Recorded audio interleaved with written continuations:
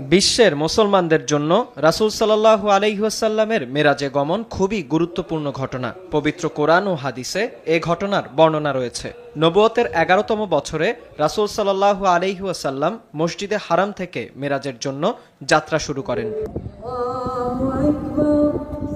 মেরাজের একটি অংশ হল ইসরা তথা রাত্রিকালীন ভ্রমণ। নবী করিম সাল্লাল্লাহু আলাইহি ওয়াসাল্লাম মেরাজের রাতে বাইতুল্লাহ শরীফ থেকে বাইতুল মুকাদ্দাস পর্যন্ত যে সফর করেন তাকেই ইসরা বলা হয়।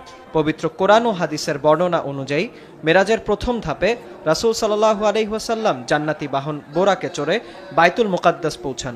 সেখানে মসজিদের দেয়ালে বোরাকটিকে বেঁধে রাসূল সাল্লাল্লাহু আলাইহি ওয়াসাল্লাম নামাজ আদায় করেন।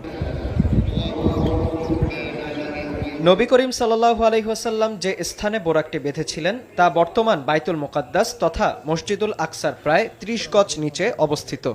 স্থানটি চিহ্নিত করে রাখতে উসমানীয় শাসনামলে দেয়ালটি সংস্কার করে সেখানে একটি আংটা লাগানো হয়।